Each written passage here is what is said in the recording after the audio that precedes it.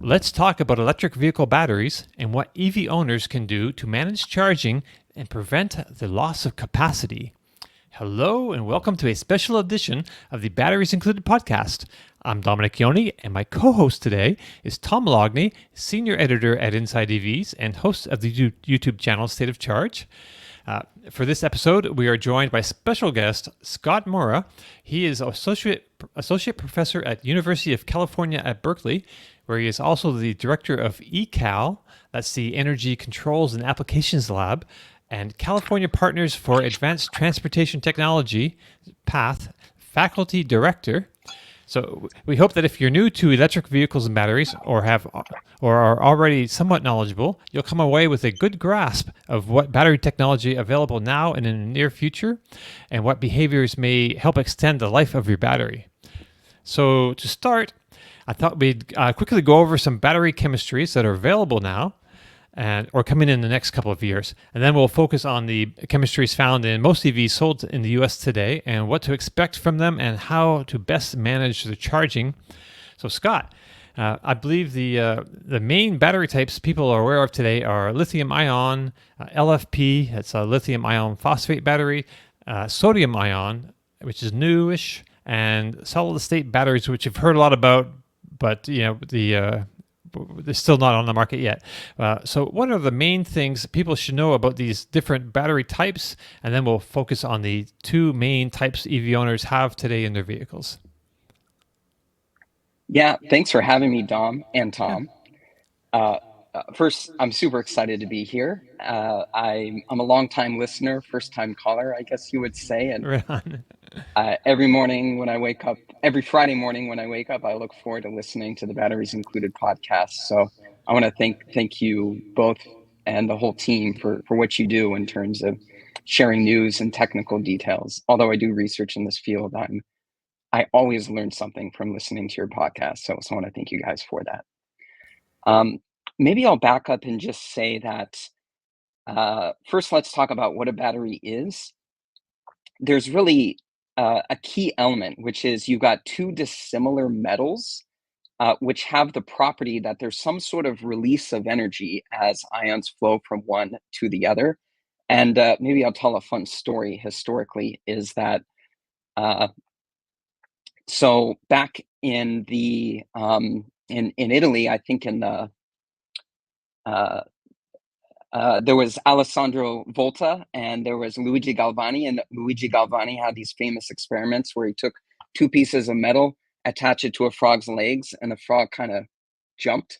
And so he hypothesized that this was some animal electricity, like some energy source, even after the animal had passed away.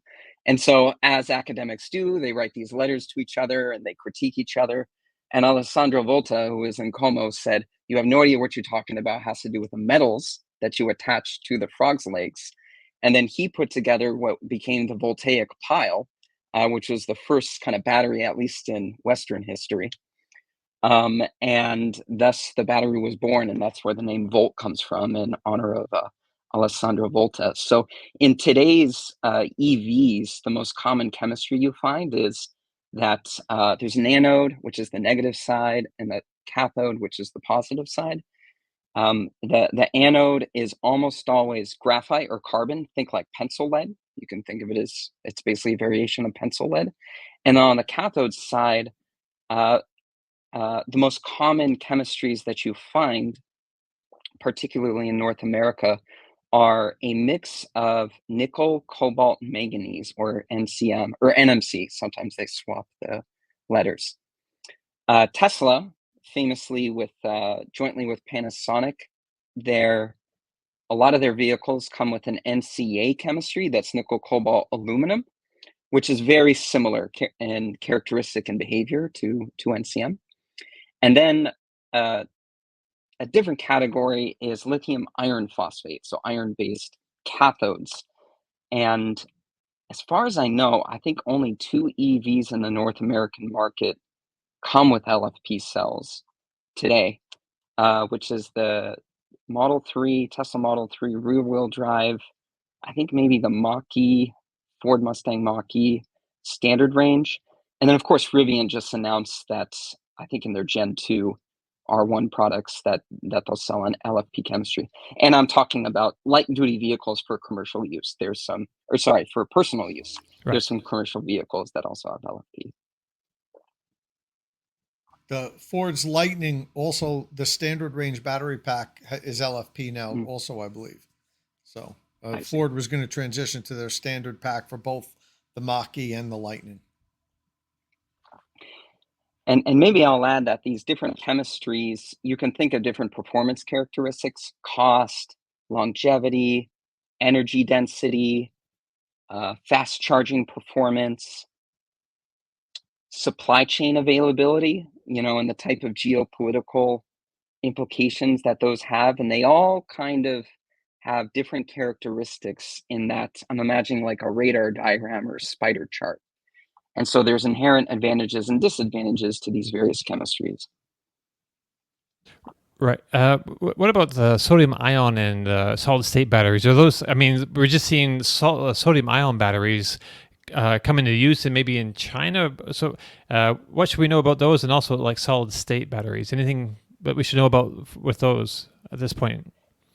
Yeah, excellent question. So lithium-ion batteries use lithium ions, Li plus, as the carrier that moves from the anode to cathode, from the negative to the positive side. Now, if you go to the periodic table, if you recall from chemistry class, literally right underneath lithium is sodium. So it has characteristics that are very similar to lithium. Interestingly though, the ion is something like 3 times larger than lithium. So why does that matter? The way I like to think of the electrodes, the positive and negative electrode, is they're like sponges. And the lithium ions are like water molecules that are being absorbed by the sponges. And so the sodium ion is like 3 times bigger. Um, so one of the characteristics is you need to find materials that can absorb and desorb these sodium ions. But why do people care about sodium ions? Simply because sodium is a much more abundant chemistry. And so you can come up with in lower cost chemistry. A lot of lithium comes from Chile, from Australia, and the processing of lithium can be messy. The United States is trying to increase onshore a lot of its battery manufacturing.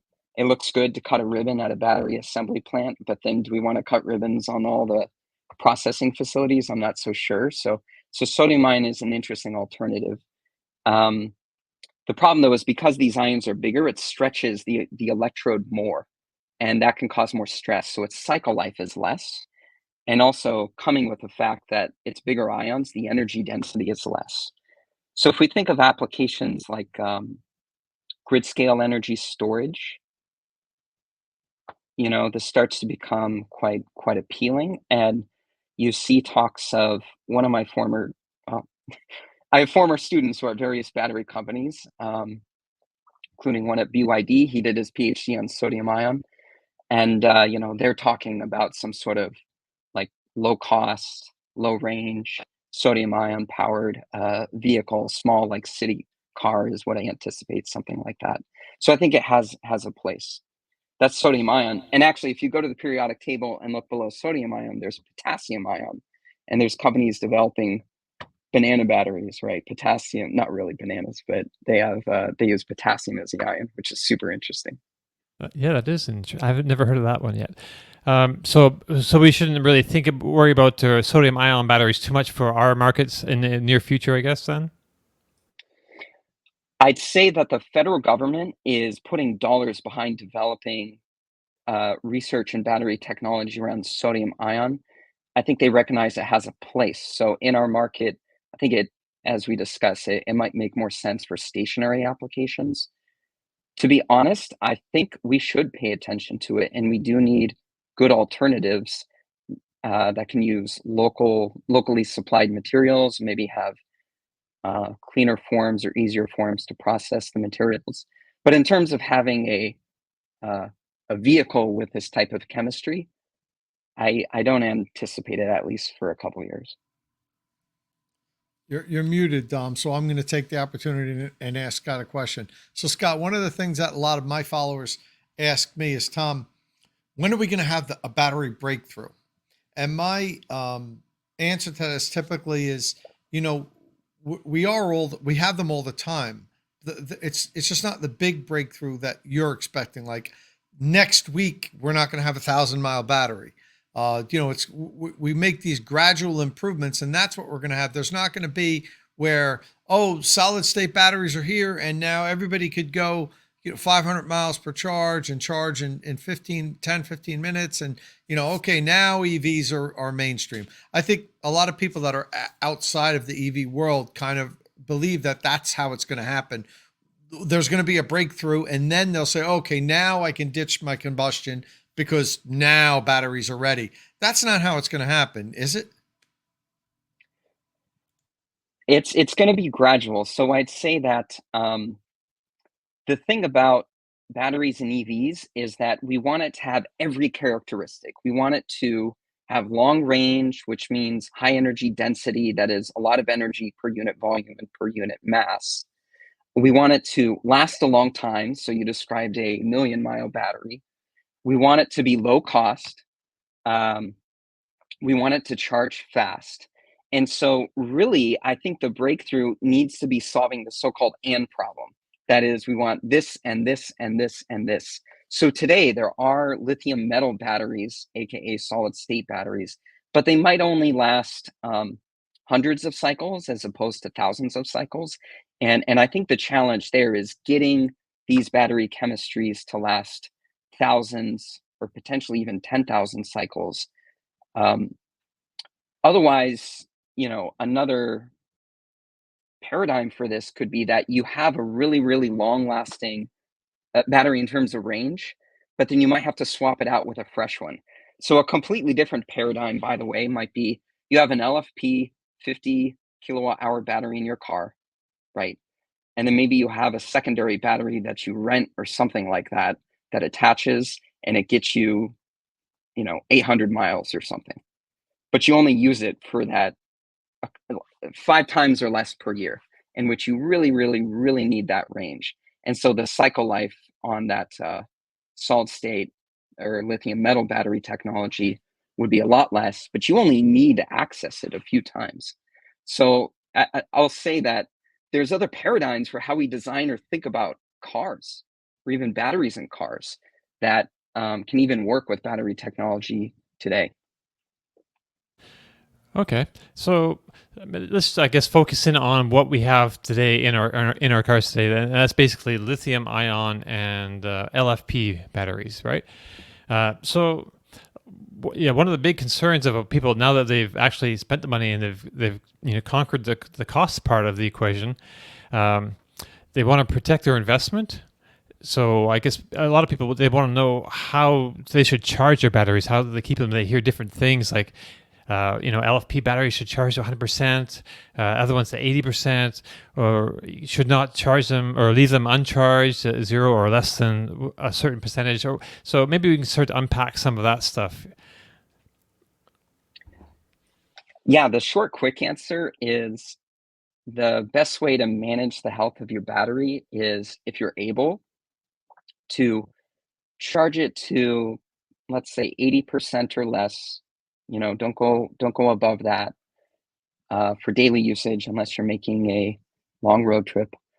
And if you're able to charge at slower speeds, so like level 1, regular wall outlet, or level 2. Now, in a little more detail, it turns out that these degradation mechanisms that cause batteries to lose their capacity, one of the key mechanisms is when the voltage of the battery gets really high, and specifically when there's when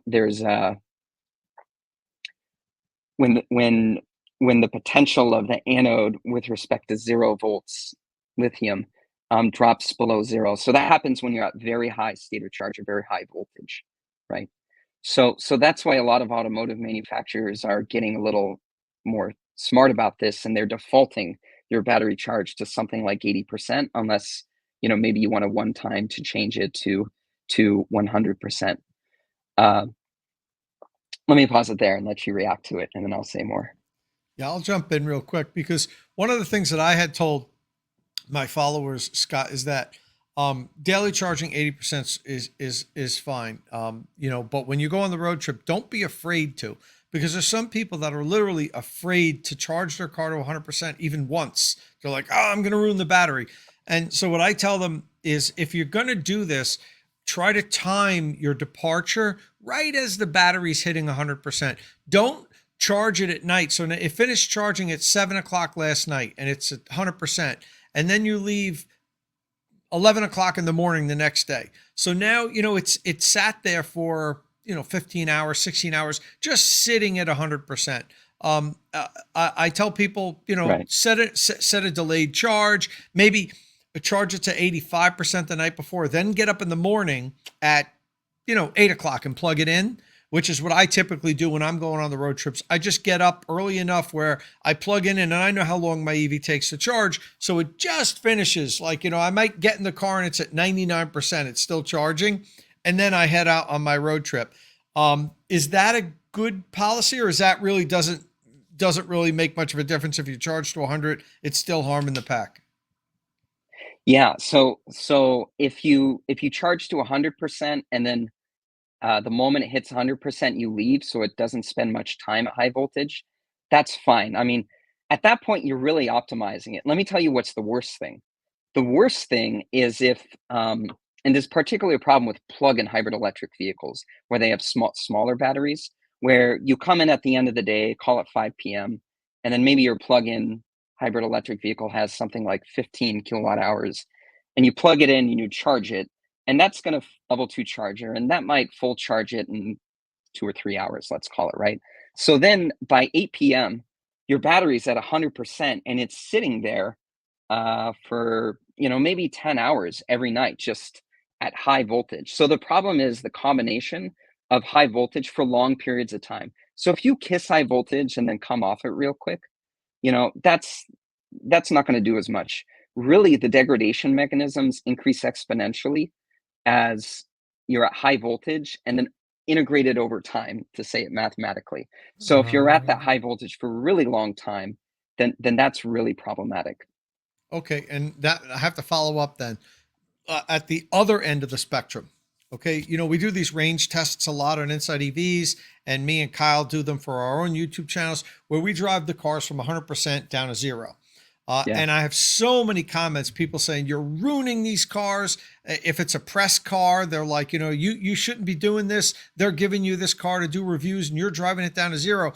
But when we finish up our range test, we pull into the charging station as it's hitting zero, and we immediately plug it in and charge it up. I mean, it's less than 5 minutes. Is it at zero? Are we harming the batteries much? I always follow the same, logic with the lower end as the higher end.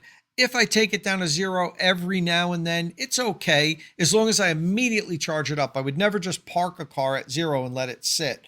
Am I right on this one too? Yes, but Tom, first I'd say even if it was creating a lot of damage, the amount of education personally that I think you're doing for people to help them understand, the range at 70 miles per hour, because the EPA can't have a consistent way to describe range. And then I think often you guys will do like a 0 to 100% charging test immediately afterwards, right? So there's tons of value to what you guys are doing. So I personally would never criticize it, but it's the same thing. Being at very low voltage or very high voltage for long periods of time is the problem. So if you kiss it and then go off and charge, that's not going to do much. Okay, so you hear that, everybody? Don't stop yelling at me when I drive the cars down to zero. Is I charge it up immediately. We're not really harming the cars. Yes, you wouldn't want to do this every day, but if you're on a long road trip and once or twice a year you take your EV down under 5%, you're not going to harm the battery. Just make sure you plug it in. Don't park and have dinner before you start charging it. Plug it right in and there's going to be no problem. And you're hearing this from the expert, not just me. So this is pretty much for lithium-ion batteries, but for LFP batteries, I think some manufacturers, like I think Tesla, recommends that they charge to 100%, maybe once a week. I think I've heard. Maybe that's off. I'm not sure. You can correct me if I'm wrong. So should owners like charge to 100 if they have LFP packs like all the time, or sometimes, or is it okay to leave it at like 50%? Like in my mind, the best way to leave your car in your garage, for daily use is like I range from like 20 to 80% basically. So often it's like, I think now my battery's at 55% in my garage, and I think that's like kind of the way to go. But if it was LFP, what should I be doing? Yeah, so there's actually confusion, I think, in the community about LFP in terms of charging it to 100% and what that means in terms of its longevity versus calibrating the state of charge algorithm. So I've been having my hands here, for those who have access to the video, an LFP cell and then an NCM cell. So the orange one is LFP and the green one here is NCM. So the reason Tesla wants you to charge it to 100% is because it's to calibrate the state of charge estimation algorithm. It turns out that a property of this LFP cell is that the voltage is quite flat across its state of charge, which is a beautiful property for powering devices. You want it to be like a constant voltage source. But Yeah. it means if there's slight errors in the voltage, it can't quite tell if it's 10% or maybe 90%. So if the algorithm is not calibrated well, then it can, deviate. But it turns out that when you get towards 100%, the voltage kind of increases quite quickly, and then it snaps into calibration.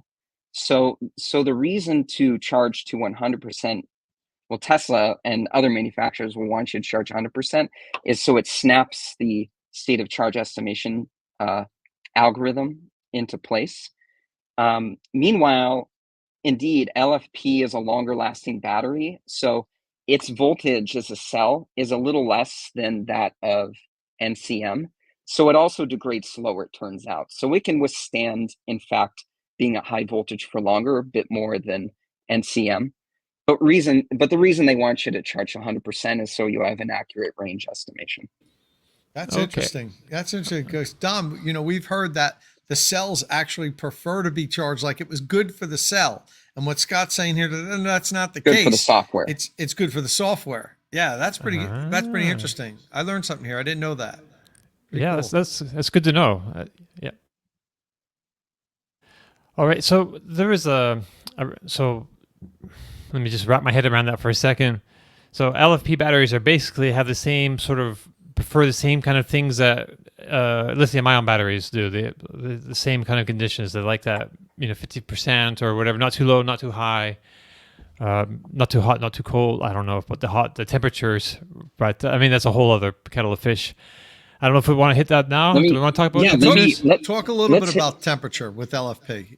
Yeah. So you guys did some coverage in the winter of all these issues with EVs in Chicago, right? Having Right. a bunch of issues, and so I have a theory of what's behind that, and it has to do with this LFP chemistry. So a lot of those vehicles are Uber type of Model 3 rear-wheel drives with this LFP chemistry. So an interesting aspect of this LFP chemistry is as the temperature drops, its internal resistance goes up a lot, in fact. So the effect of that is you can get less power and energy out of it.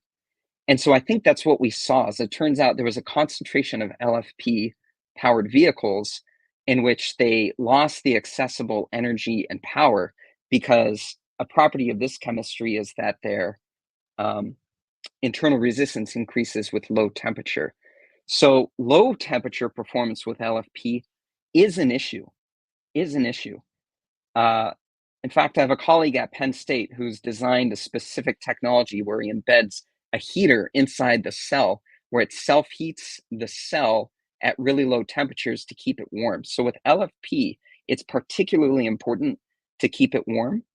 The other lithium-ion chemistries like NCM and NCA perform better at low temperatures. So in the trade-off curve of LFP, it's cheaper, materials are more abundant, but its low temperature performance is worse.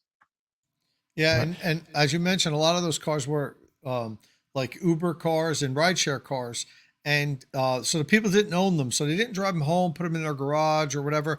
They were sitting out in the streets overnight, sometimes for a couple of days unused, and then the Uber driver got in it Now the battery's completely cold soaked. It might be, the cells might be under 10 degrees Fahrenheit, and they weren't charged. They wouldn't accept the charge quickly, or at least not much power, and there was all kind of issues with it. It was like the perfect storm what happened back there in Chicago.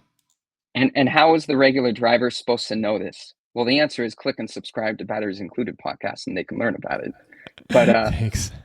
But often we don't even know what chemistry battery is in our vehicles. So there is a bit of education that I think could help today, if not improving the technology so it becomes easy to use for drivers, easier.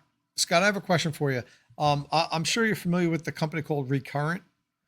Yes. And they recently published a report that showed that the vehicles that more frequently supercharged or DC fast charged, high speed charged, didn't appear to have significantly more battery degradation than those that didn't. That goes against what we've been hearing for many years. What's your take on this topic? It's very curious, right? This report from Recurrent that fast charging, I think it was focused around Tesla vehicles, right? Didn't seem to have increased the degradation. Right. Because this is purely from field data. There's no assumptions about anything. It's purely field data. It's curious to me. I don't know that I can fully explain it, besides to say that unlike other automotive manufacturers, Tesla also manufactures the battery, and they have a lot of know-how within the company about how the batteries operate. Side note, I should say that Tesla is the largest employer of students in my research group. So I hear some internal stuff also. And I'll say that I don't know that that would be the same in every EV, because there is some logic. You guys in your podcast have to talk about usable energy capacity and gross, and they leave some buffer. So I think the way that they think about leaving the buffer and the way that they design the fast charging curve has something to do with this. Famously, the Teslas peak at a low state of charge and they come off pretty quick. I hear you, Tom, all the time talking about I want like a big fat charging curve, but I also know that electrochemically you may not want that for degradation. So I think there's a lot of factors playing into that. And I think it's interesting that they can have that end result, which seems to be a positive one, but there must be some trade-offs, right? In terms of usable capacity and how they design that charging curve. Well, that's just another one of the ends we want, end Yeah. this, end the fat charging curve, end this. I had always attributed to that the fact that most Teslas, you get a ton of power right up front, but only for about 8 to 10 minutes, and then it immediately starts ramping down. I like how Ford incorporated it, where you get that big fat charging boost no matter when you plug in, not just at the low state of charge, but will only hold it again for 6 to 8 minutes or something. But I attributed Tesla's, let's say, good results, the supercharging results, that there's not a lot of degradation, to having a very sophisticated thermal management system. I thought that played a big role in it. The fact that, because heat really is the enemy here, right? Not charging power. It's the batteries could take in a lot of power if we could keep them cool enough, right? That's really the interesting thing. And you mentioned other EVs. Well, look at the Nissan Leaf. We know for a fact that the Nissan Leaf, if you did DC fast charge the hell out of it, especially earlier ones, the battery degraded rapidly. Right, because they were air cooled, they weren't liquid cooled. Yeah, Tesla is really kind of over-engineered, I would say, the thermal management system, and have improved its design. I own a Model 3, 2021 Model 3 standard range plus with the NCA chemistry. By the way, the optimal spec, because it still had ultrasonic sensors in the radar. So I think I've maximized the content. Not purposely, that was coincidental. But anyways, what I've noticed in my vehicle charging is it will do constant current, very high current, until it hits the temperature max, which it seems is something like 55, 60 degrees Celsius. And when it starts decaying, it's hit that temperature max like you're describing, Tom. And then it's just trying to put in the maximum amount of current while not letting the temperature of the battery pack get any hotter. Now, the thing about heat in batteries, temperature in batteries, is all reactions happen faster. So charging happens faster, but also degradation happens faster. So it's like a turbo button in video games, right? Is you want to use it, but maybe not too much. And so that seems to be the strategy. What I observe empirically, at least, is they're keeping it at maximum temperature. Other companies are doing different strategies, apparently, because they have different charging curves. And so, yeah, that's I think part of the engineering design is how do you do that? The charging curve, but also how do you engineer the battery pack to cool it really effectively? So that's kind of answers this question, I think, to some respect, but maybe you can flesh it flesh it out a little bit more. So I was going to ask, why do EVs have such different peak power and charging curves? Are their cells that different? Because sometimes they seem like they're from the same supplier, like LG cells or whatever. Is it all down to system level voltages or cooling strategies, or because there's a vast difference in charging curves? Yeah, it's an excellent question. For example, I think the Lucid Air and the Rivian vehicles seem to use the same Samsung cell, or at least very similar, or at least some of the models have the same cell. But why do they have different charging performance? It's I think at that stage, it's really about the pack design and the heat in the pack, not necessarily the cell, and how they design the thermal management system. So there's these 400-volt class of battery packs and these 800-volt class of battery packs. Why do the 800 volts charge faster? The current that the cell receives is the same in either case when you get down to the cell level. The difference is at the pack level, these bus bars that are carrying the current, at 800 volts, you half that, and then that the current, because power is current times voltage, so for the same power you double voltage, you have current. And then heat is like I squared R. So if you could go to higher voltage, you reduce the current and therefore the heat. So really it's about heat in those bus bars at the pack level. And so this is where the pack design and engineering becomes important. Of and that seems to be the limiting factor I observe, particularly watching videos of Tom and Kyle doing fast charging tests, when they could have essentially the same chemistry but have dramatically different fast charging performance. It's really about thermal management at the pack level.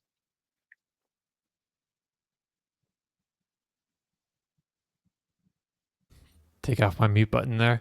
So also, let's see, what do I have this? Right. So that's that. So, but just charging power levels. We have fast charging and AC slow charging, but also super like low level AC slow charging. Are there big differences in degradation if if you use like a 120 volt outlet to compared to like a DC fast charging outlet? Like, is it always like the lower amount of current, the better it is on the battery? Generally, that's true. I can say a little more about the electrochemistry, about what's actually going on.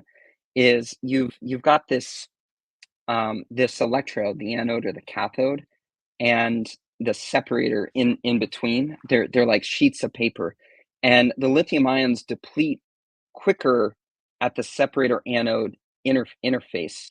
And what happens is if you're charging more slowly, it can uniformly deplete or insert those lithium ions across the thickness of the electrode. So if you let it go slow, it'll more uniformly deplete those lithium ions. But if you charge really fast, it creates this gradient within the thickness of the electrode, and it all of a sudden depletes all the lithium ions at the front of the electrode, and it can't quite access those lithium ions on the backside. And so that's, when it creates that concentration gradient, that can eventually lead to degradation.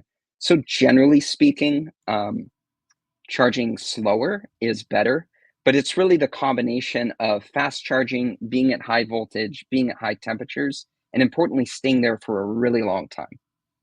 So Scott, on level two charging, I'm going to follow up on Dom's question. People ask me, well, my car can charge at 48 amps. should I reduce my charging power down to 24 amps? It'll still be fully charged overnight. But is it just a waste of time? Is there that much of a difference in heat when we're AC charging at, 24 amps versus 48 amps? Or should I just charge at 48 amps? Is it going to make a difference? What do you think about that? Yeah. So for battery health, if it's the same to you, if it's the same to the individual user, might as well charge slower as in terms of battery health. But I also do a lot of research on the electric power grid and how EVs integrate in the power grid. Also, for the power grid, it's better to have a lower peak power. And then, Tom, you've done a lot of coverage of EVSE installations, and you talk about getting a quality installation. There's also all that current that's flowing through the electrical system in your house and the plugs, and you're putting more thermal stress not just on the battery but the electrical infrastructure in the home. So if it's the same to you, if it's the same to the individual, might as well go at a slower speed, not heat up all the electrical conduits or the plug or whatever interface you have, and it'll reduce the probability of something catastrophic potentially happening. So I think always, for many reasons, it's a good thing to go at a lower speed if you don't need the vehicle until the morning. Yeah, unfortunately, not all electric vehicles allow you to dial down the level 2 charge rate. Some do, some don't. It's a little frustrating. I think some of the OEMs still they know what their combustion customers want because they've been asking them for 100 years, but they still don't really understand what EVs should offer. Even the information you get on your screen when you're charging. Most EVs don't show you the charging power that's coming in kilowatts, the voltage, the amperage. They should be displaying all that. Start to let people understand how this all works, and then people will feel more comfortable with the vehicles. They hide it. You don't get to see it, and then you wonder why it's taking you so long to charge. Well, the charging station's not delivering the power your car should do. If it was up on the screen, you'd know a little bit better. But I digress. You answered my question. It is better to charge even on level 2 slower at home, as long as you can get fully charged by morning. Thank you. So, how much, just to wind up here, how much should people worry about this? Because this is like a common question. People say, oh, batteries will only last 100,000 miles, maybe. People, get stressed about the replacement costs for batteries, of course, because that would be huge if they had to actually replace the batteries. But how much should people worry about these small differences in charging between charging low speeds and low speeds, and or charging to 100 and charging to 80%? How much should people stress about this, or will it really fundamentally alter the amount of miles they can expect to see out of a battery? Yeah, that's a good question about how much should the common person worry about this. I think the answer is they generally shouldn't worry about it at all. Today's modern lithium-ion batteries are just paragons of technological achievement, since John Goodenough and his collaborators discovered the first lithium-ion battery. But if one wants to nerd out about this and sort of eke out just a little bit more, then I think it's interesting, and the physics and the chemistry, I think, is fascinating, and it's useful for someone who wants to know how it works to discover more. I will say that I think the automotive manufacturers need to play a leading role in this, to do things like, they know, because they have to warranty these batteries, and they can get in trouble if there's, battery fires, class action lawsuits. I'm actually contracted by multiple legal firms on class action lawsuits to advise on battery fires, that it's also in their interest to do things like default it to 80% charging and allow people to one time change it. And then people, furthermore, don't need to worry about it. And I'd also add, some level of buffer for safety. The difference between gross and usable capacity that you guys talk about may be meaningful, to extending the life, as opposed to getting just 10 more miles out of already a 300-mile EV that really isn't useful day to day. Right on. Awesome. Well, any final questions, Tom? No, I think that's it. This has been great. Scott's been super helpful here. Thanks Yeah, for coming hopefully, on. yeah, hopefully we can have you back maybe sometime for a future episode. We'll drill down into some other information. There's lots to talk about with batteries. There's all kinds of, like you said, technological breakthroughs like on the horizon. Like how much should we pay attention to those? And I would like to hear your opinions about those kinds of things as well. But I guess for now that brings us to the end of this show. Thank you for spending this time with us, Scott. So what's the best way for people to keep up with what you're doing? Yeah, they can find me on X or Twitter at Scott Moura. Also, our website is ecal.berkeley.edu. And if they want to follow our research, honestly, the best way to do it is to go to Google Scholar and type my name. And then you can see the latest research we're doing on batteries for EVs, trucks, ships, planes, every mode of transit that helps us achieve net zero carbon emissions. That sounds pretty interesting. I want to hear about batteries on ships because I have a funny feeling they could be different from, batteries in cars, like the sodium-ion batteries, which take a lot more space. Maybe that works in a boat better. I don't know. We'll find out, maybe in a future episode here. Never use a battery on a boat, Dom, because it's going to sink, and then you got to have a shark bite you. So right. Just remember that. Never put a battery on a boat. They don't work. Right. Thanks for that, Tom. So if you have any questions... I was actually just in Norway visiting a factory building batteries for shipping vessels. Oh, really? And it's incredibly interesting. So we'll save that for... Oh, okay. We'll save it. Okay. The company is called Corvus Energy. Oh, I've heard of them. Okay. Cool. Right. So if you have any questions or comments about this episode, please leave them below or get in touch with us on the social media platform of your choice. Don't forget, if you like the show, please give us a thumbs up, click subscribe, tap that bell icon for notifications. Thank you all very much for joining us, and we'll see you again very soon. Ciao.